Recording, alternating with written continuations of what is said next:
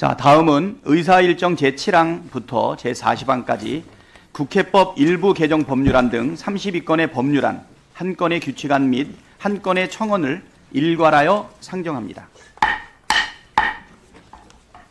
구체적인 안건명은 배부해드린 유인물을 참고해 주시기 바랍니다.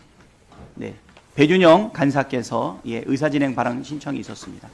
배준영 간사입니다. 안건 상정에 앞서 의사진행 발언하겠습니다. 오늘 회의에는 여야 간 합의되지 않은 법안들이 다수 상정되었습니다. 우리 국민의힘은 이런 일방적인 의사진행에 깊은 유감을 표하며 다음과 같은 이유로 해당 법안들에 대한 상정을 절대 동의할 수 없음을 말씀드립니다. 먼저 대통령 제2요구 권한 행사에 관한 특별법은 절차부터 틀린 첫 단추부터 잘못 끼워졌습니다. 동 법안은 헌법이 보장한 대통령의 제2요구권을 제한하는 제정법입니다. 제정안의 목적에도 이 법은 헌법 제53조 제2항에 따른 대통령의 법률안에 대한 제2요구가 공정하고 합헌적으로 행사될 수 있도록 한다라고 명시되어 있습니다. 그러면서 검토 보고서의 관계부처로 법제처와 법무부의 의견을 반영했는데 이러한 성격의 제정안은 운영위원회가 아닌 법사위원회에서 논의되는 것이 타당합니다. 만일 제정안의 국회에서 제2요구 제안 의견서를 송부해야 된다는 조항 때문에 국회 사무처 소관이라고 생각하여 운영위원회에 회부한 것이라면은 제정안에 대한 이해도가 매우 낮거나 다른 의도가 있다고 의심할 수밖에 없습니다. 만일 100번 양보해 운영위에 배정하였다면 응당 주무부처라고 하는 대통령실의 의견을 검토 보고서에 반영해야 하는 거 아닙니까? 그러나 대통령실의 의견은 그 어디에도 반영되어 있지 않습니다. 헌법은 대통령에게 제2요구권을 부여하면서 제2요구 사유에 대한 제한을 규정하고 있지 않으며 법률에 위임하는 규정도 별도로 두지 않고 있습니다. 그러나 동법안은 헌법상 보장된 대통령의 권한을 법률로서 침해하기 때문에 권력 분립 원칙에 심각하게 위배됩니다. 탄핵 소추안 발의 시 소추 대상자의 사직 해임을 제한하는 국회법 역시 마찬가지입니다. 그동안의 탄핵 과정에서 알 수 있듯이 반년 이상 소요되는 심리 기간 동안의 업무 공백 장기화로 국정운영과 행정부의 공백 및 난맥상 발생과 더불어 법안심의, 예결산심의 등 입법부의 국회의 업무 진행에 있어서도 심대한 문제점이 발생할 수밖에 없습니다. 또한 현재 제출된 법안들은 발의 정적수 설정 효력의 발생 시점 등에 대해서 명확히 검토되지 못한 채로 제출되어 그 실효성이 미비한 상태입니다. 허위 진술에 대한 경고, 징계 요구와 임명권자에 대한 해임 건의를 규정한 국회법, 국회 증언감조법도 큰 문제점을 안고 있습니다. 시간 좀 더 주십시오. 국회 증언감정법에 따르면 동법에 따른 죄의 형태를 불출석, 국회 모욕, 위증 등 3개로 명시하고 있는데 이 중 위증만 취사 선택하여 고발 없이 공소 제기를 할 수 있도록 하는 것은 매우 편파적입니다. 또한 국무위원회 해임 건의는 헌법 규정으로 현행 국회법에도 해임 건의안에 대한 절차만 규정되어 있습니다. 그런데 허위 진술 여부 및 경중을 자의적으로 판단해 위원회의 의결을 거쳐 대통령에게 해임을 건의할 수 있도록 하면 다수당이 원하는 사람을 골라 해임을 건의할 수 있게 되어 정쟁 요소로 활용될 여지가 매우 큽니다. 이처럼 형식과 원칙에도 맞지 않고 위헌적이고 편파적인 요소가 가득한 제정안과 개정안들을 여야 협의 없이 일방 상정한 것에 대해 매우 깊은 유감을 표합니다. 특히 재정법의 소관 상임위 배정부터 여야 간의 재논의가 선행돼야 할 것입니다. 저희는 이에 응할 수 없음을 다시 한번 강력하게 말씀드립니다.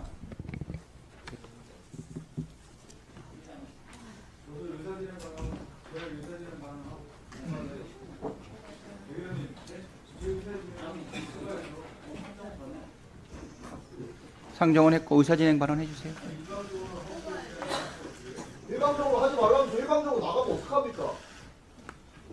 앞뒤가 같아야죠.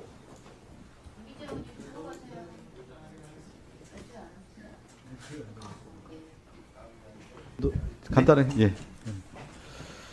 우리 저 국힘당의 배준영 수석이 여러 가지 얘기를 했는데요. 국회 이제 운영위가 어떻게 운영해 왔는지에 대한 관례들이 있습니다. 그 관례를 따랐고요. 또 하나는 그 관례의 협의를 통해서 배준영 수석과 국회 운영위를 어떻게 운영할 것인지에 대해서 전체적으로 간사 간에 합의한 내용이 있습니다. 그게 뭐냐면 법안을 상정하는 경우에는 숙려 기간을 고려해서 일괄 상정한다라고 되어 있습니다. 그러니까 국회의 오랫동안 전통 관례상 숙려 기간이 지나면 법안에 대해서는 일괄 상정하는 것으로 되어 있고요. 그것을 준해서 저희가 이제 국회 운영위가 구성됐을 때 여당인 배준영 수석과 함께 합의한 내용이 뭐냐면 그 관례대로 따르자 해서 법안을 상정하는 경우에는 일괄 상정한다 이렇게 되어 있습니다. 그렇지만 지난번에 저희가 이제 국회 운영위가 열렸을 때 여당 간사가 몇 가지 법안에 대해서 좀 상정을 해주지 안 했으면 좋겠다라고 하는 부분에 대해서 저희들이 좀 수용해줬고 다음번에는 상정합시다 이렇게 또 합의가 됐던 것이죠.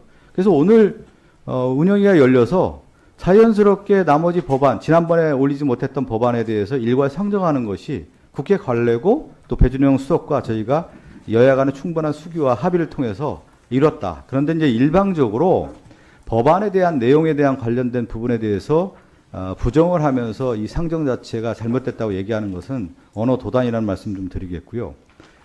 뭐 여러 가지 법안을 얘기하는데 보통 일괄 상정된 법안은 그 소위로 넘어갑니다. 운영 개선 소위에서 저뿐만 아니라 그 여당인 배준영 수석 또 여당의 의원들과 함께 충분한 논의를 통해서 이 법에 대한 타당성을 논의하는 자리가 있기 때문에 그동안 국회 운영위원회에서는 운영 개선 소위에서 일괄 상정한 법안들을 논의해왔다 이렇게 보시면 되겠고요.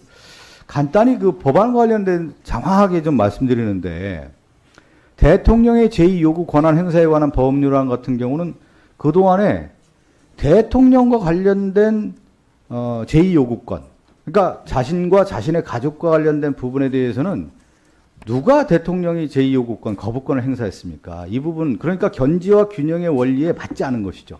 대통령 자신과 관련된 부분이라든가 가족과 관련된 부분에 대해서 제2요구권, 거부권을 행사하는 것은 오히려 민주주의 원칙에 맞지 않기 때문에 이걸 규칙 법률을 좀 개정해야 된다는 목소리가 많았기 때문에 그런 법률이 올라왔다는 말씀드리고 국회에서의 증언 감정과 관련된 법률안도 마찬가지입니다.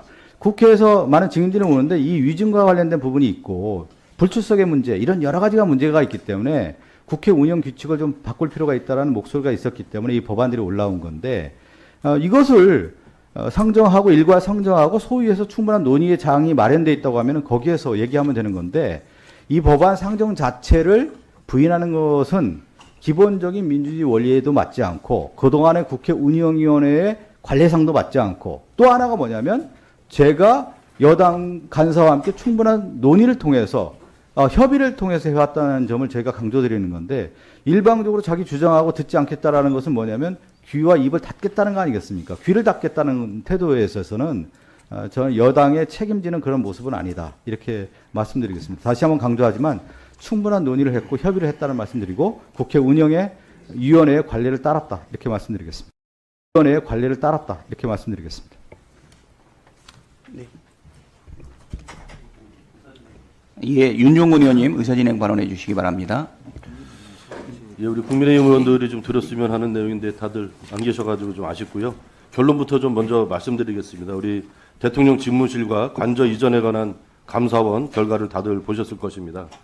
대통령 집무실과 관저 이전 과정 전체가 불법 탈법을 넘어서 무법임을 감사 보고서가 보여주었습니다. 대통령 집무실과 관저 이전 과정에서 엄청난 불법 사실이 밝혀졌음에도 면죄부 발부만으로 넘어가는 것은 우리 국민께서 용납할 수 없는 일이라고 생각을 합니다. 감사원의 감사 결과에 대해서는 감사원 관련 소관위원회인 법사위가 따로 다룬다 하더라도 대통령 집무실과 관저 관련 불법 사항은 우리 위원회 소관인 만큼 국정감사 일정과 상관없이 조속히 여야 간사 협의 아래 국정조사를 좀 추진해 주실 것을 요청을 좀 드립니다. 감사원이 발표한 감사 보고서에 나오는 불법 행위 몇 가지만 말씀드리겠습니다. 첫 번째로 국가기관이 계약서 없이 용역을 체결한 사실이 확인됐습니다. 대법원 판례에 따르면 법률에 정한 요건과 절차를 거치지 않은 국가기관과 사인 간의 사법상 계약은 무효입니다.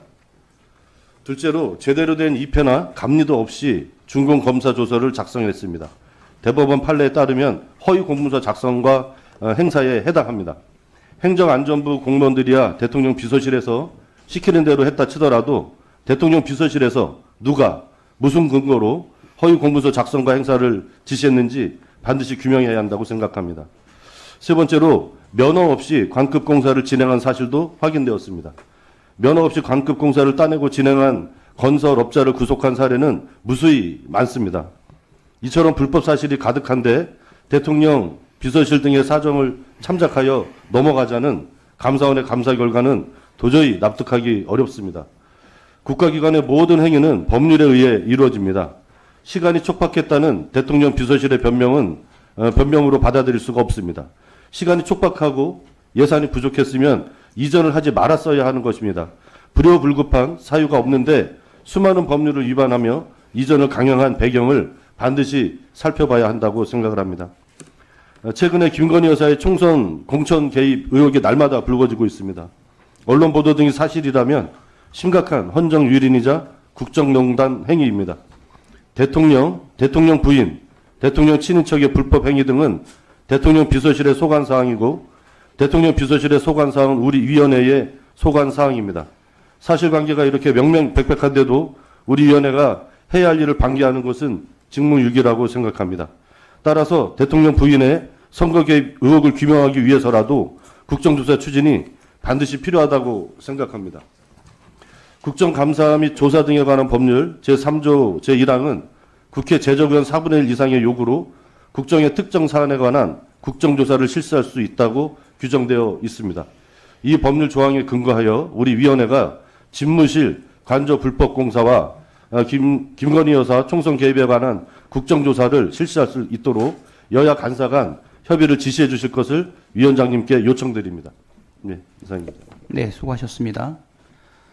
간사님들께서는 지금 윤종근 의원의 의사진행 발언을 참고해서 집무실 관저 불법 증축 및 김건희 여사 공천 개입과 관련된 내용에 대한 국정조사의 건에 대해서 협의해 주시기 바랍니다.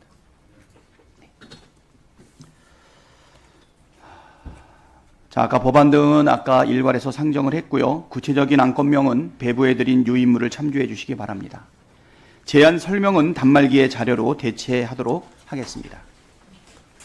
검토보고는 사전에 검토보고서를 위원님들께 배부하여 드렸으므로 관례에 따라 단말기의 자료로 대체하도록 하겠습니다.